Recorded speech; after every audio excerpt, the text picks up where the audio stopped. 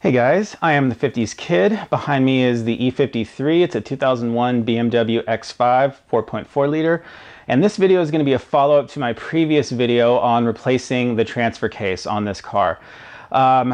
Unfortunately, I have to do this job again because it's leaking. And I actually know why it's leaking because I went to put together the old transfer case that I took out off the vehicle, and I now realize that the oil seal on the front input shaft gear is actually very pliable. It's easy to kind of bend it over, and I didn't see that when I was first putting it together because I had it upside down when I was getting it in there. But now I know, and it's okay. You know, this affords me an opportunity to redo in detail this job so that you guys can see the step-by-step on how to do it and so on and so forth. So anyway, let's get started. I've already got the vehicle jacked up, and I'm going to go ahead and drain the transfer case. It's a 16 millimeter.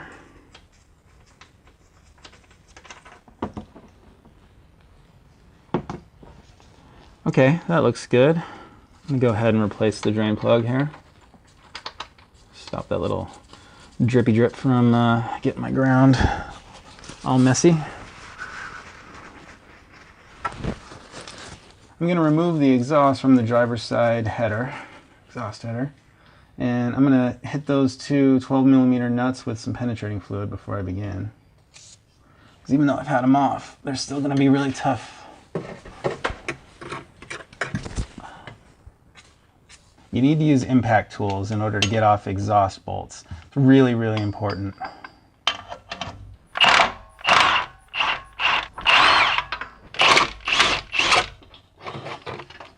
Now I'll do the passenger side ones.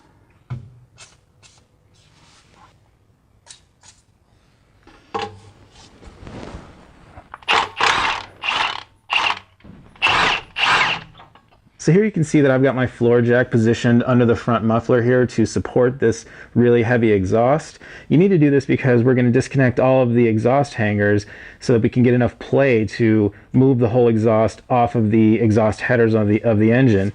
And if you didn't have the floor jack positioned under here, the whole thing would just kind of drop on your head. So there are two exhaust hangers supporting the front section of the exhaust, one on the passenger side here and another one on the driver's side.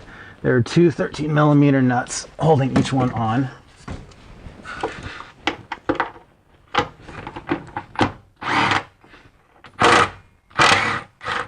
Here's the driver's side hanger.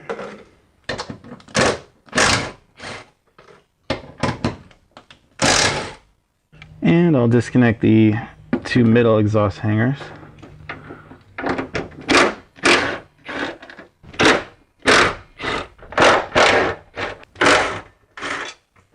So now I can carefully lower the exhaust with my floor jack,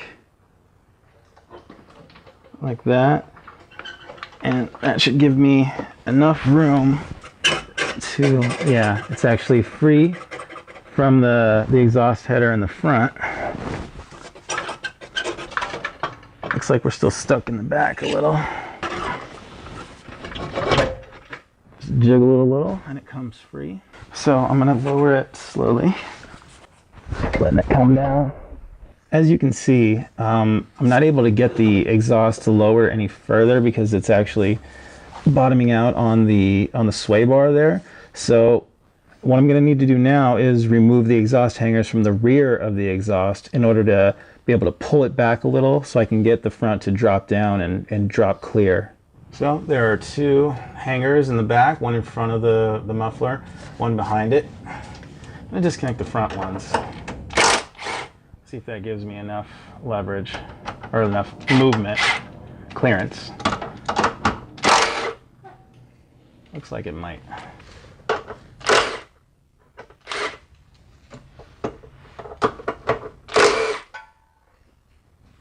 To remove the rearmost hangers, you've got to remove this access panel here. There are 3 bolts, 3 screws here, 3 fasteners. I'm missing that one.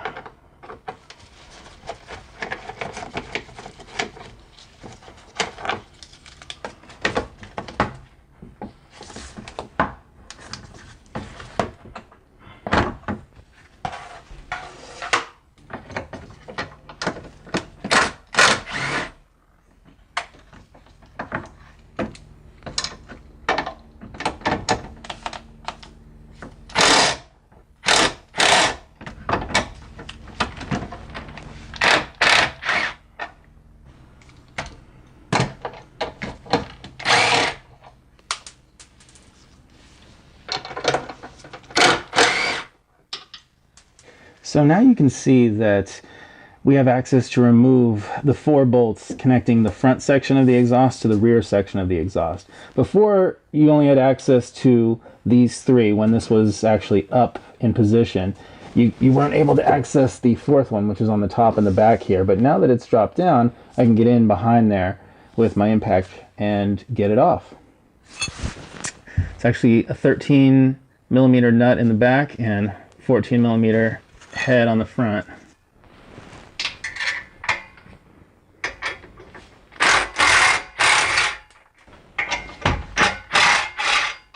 So I could keep fighting with it, or I can just use a swivel socket here.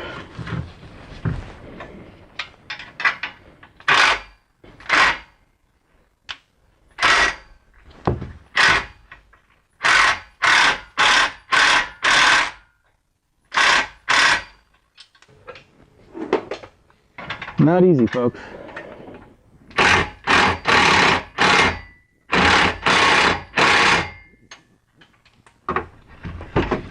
Okay.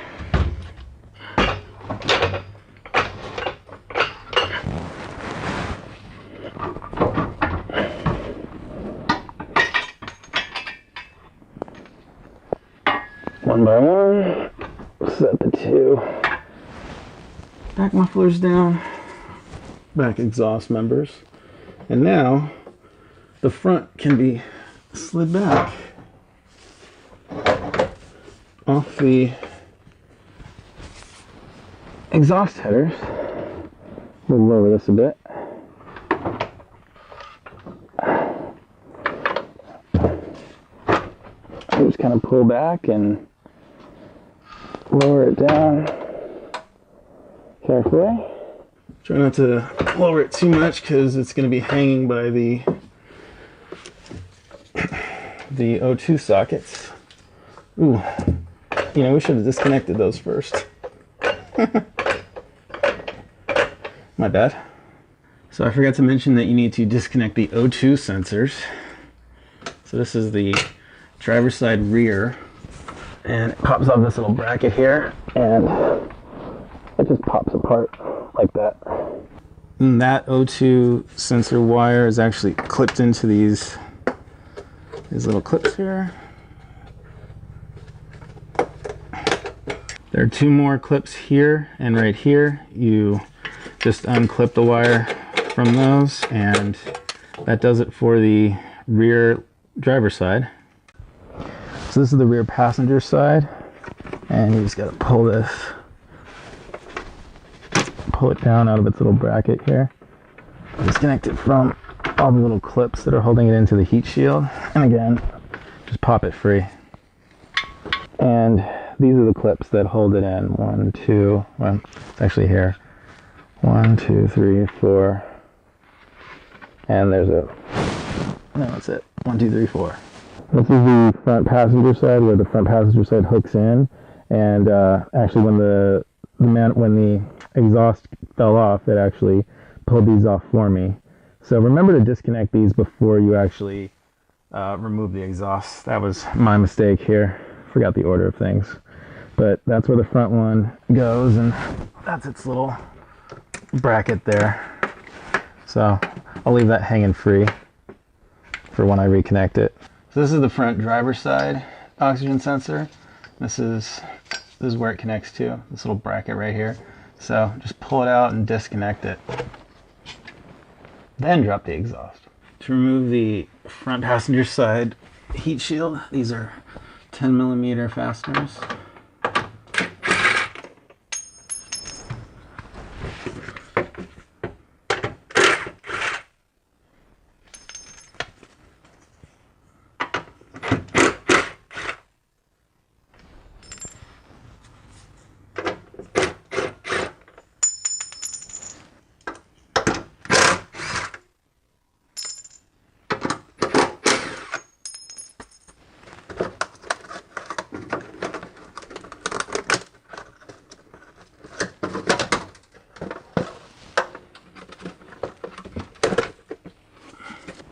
This is the driver's side.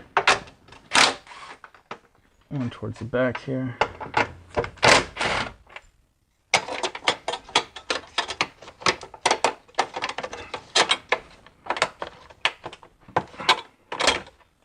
this bracket, we can pop the heat shield off.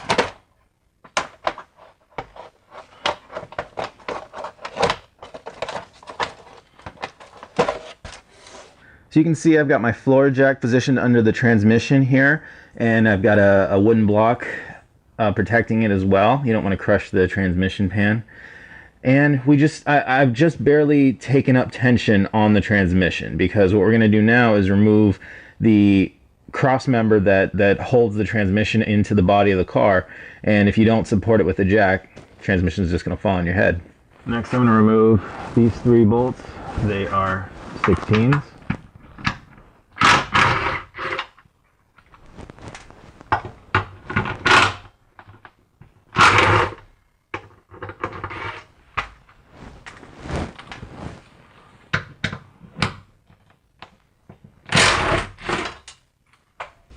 Next, you can remove the 3 16mm on this side.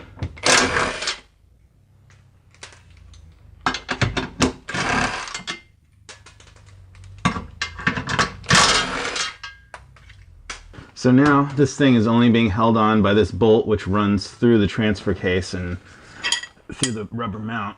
It's 18mm. There's a nut on the back. I'm gonna get the nut off first, and then I'll use my wrench to sort of back the bolt out while I'm supporting the cross member with my other hand.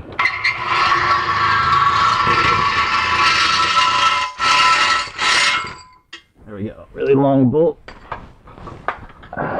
and I can just lower that safely down. So now we need to disconnect the rear drive shaft from the transmission, and you'll need to remove 3 of these bolts in order to do that. There's actually this little rubber guibo is what it's called, in between the drive shaft and the transmission, and it's bolted into the transmission with these 3, and it's bolted into the drive shaft with these 3. So you only have to remove 3 of them, either 3, and I'm going to choose to remove the ones from the transmission. They're 18s.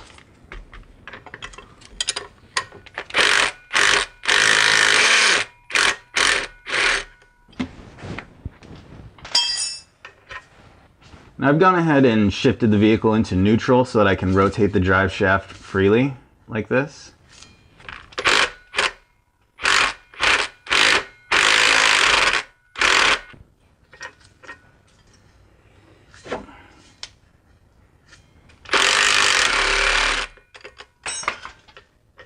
Now we won't be able to get the drive shaft off of here just yet, because we're going to need to remove a brace further on back on the drive shaft in order to get it to flex enough to pull it back.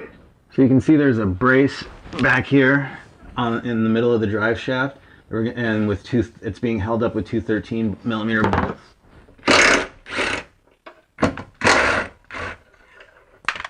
Okay, now I should have enough flexibility to pull the drive shaft out of here.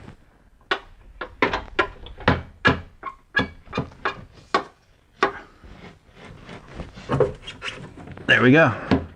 And rather than let the drive shaft hang, I'm going to go ahead and put those bolts back on that middle brace. So the next step here is we need to disconnect the shift linkage from the transmission. First, we're going to disconnect this 13mm bolt.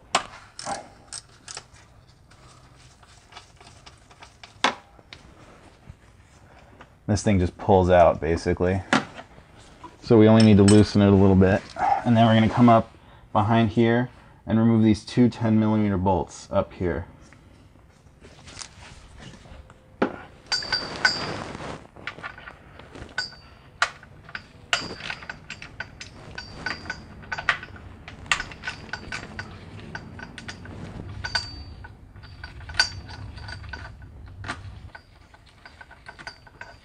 So I've got those 2 10s out, and now the shift linkage is free to move, and I can just pull it free. That way when we lower the transmission, it doesn't get, it doesn't get caught up on that linkage, because it will. Now it's time to crack loose all of the E-torx bolts that are holding the transfer case onto the transmission. And these are E12 bolts, okay? This is an E12 external torx socket. And you need to, I can't stress enough how important it is to get this socket in order to crack these loose. Because your only other option is to use a 3/8 inch box wrench, which will essentially grab on basically three, actually no, it'll grab onto all of the splines of the external torx socket, but not all of the spline itself. It'll only grab onto like a narrow swath of spline there. Even if you have a thick Craftsman style wrench, it's still not going to be the best, and you're going to twist some of these if they're on there really tight. So this can work, but I wouldn't absolutely recommend this at all. I would recommend getting the correct socket and using a long-handled ratchet, which you can get at Harbor Freight. By the way, you can actually get a pretty good one at Harbor Freight that'll handle decent torque.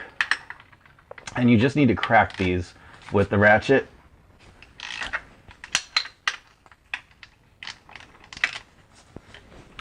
Yours are not going to come off this easily. There's actually another one up in here right above this one, but we actually broke it off during the previous job. So I'm going to skip that one. And there's another one up here. Again, you just need to crack it. And here you can see that one that we broke off. And there's another one up here on the driver's side above those bottom two. So that's cracked now. So now we've gotten, you know, there are 6 on the bottom there that you can get at before you have to lower the transmission down. And so now we need to lower the transmission down to get at the, I believe it's 4 more that are on the top. So here we go. I'm going to lower the transmission with my floor jack. And you don't want to go too far because you're putting stress on the front engine mounts. You just need to get it low enough that you can access those bolts on the top. So as you can see, I've got my long-handled flex head ratchet up on that bolt right there. Fine-tooth ratchet. I think that's actually very important in this case because you don't have a lot of swing right here, as you can see. So you want to have a fine-tooth ratchet to do this. Again, as I said, Harbor Freight makes one. It's got 72 teeth. It's a flex head ratchet. It's not locking like this gearhead one is, but it will do the job and give you just enough leverage to crack that free. I do hope. And the way I did this top one before was I had my flex head ratchet. I had my flexible socket adapter, which I think I might have to use. Okay, as you can see, I've got my E-torx socket with my flexible attachment there, my flex head socket behind it, and then an extension, and finally my ratchet. That should give me, yeah, I've got enough swing to crack it. Basically, that's what it looks like. E-torx socket, flex head, and extension, and finally ratchet. So we've got 2 more E-torx sockets, but I'm using this same setup from the other side.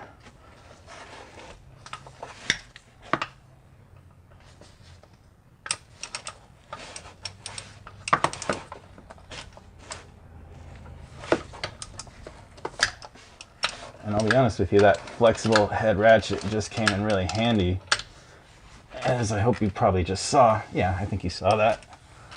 So I got that one to crack, and now I've just got to get this one. Oh, it looks like that's one of the ones I got from before. So I think that's actually it. So instead of there being 4 ones on the top, there are just 3. So I could continue to struggle with the ratchet and the socket in order to get the bolts off, but the problem is that in some cases there's not enough clearance to run the bolt all the way out with the socket. So what I'm going to do is switch to a 10mm ratcheting wrench at this point, a gear wrench. A 3/8 would actually be ideal, but I don't have one. A 10 is close enough, it's just slightly bigger than a 3/8. But this works well enough to back off all the fasteners. Of course, you can just do this with a 3/8 inch wrench, but it's going to take forever. Okay, so now I've got all the bolts off, and you can see that transfer case is free. This is a heavy thing, so you gotta be careful when you're pulling it off the transmission. It's super heavy. Get it clear the output shaft there, and boom.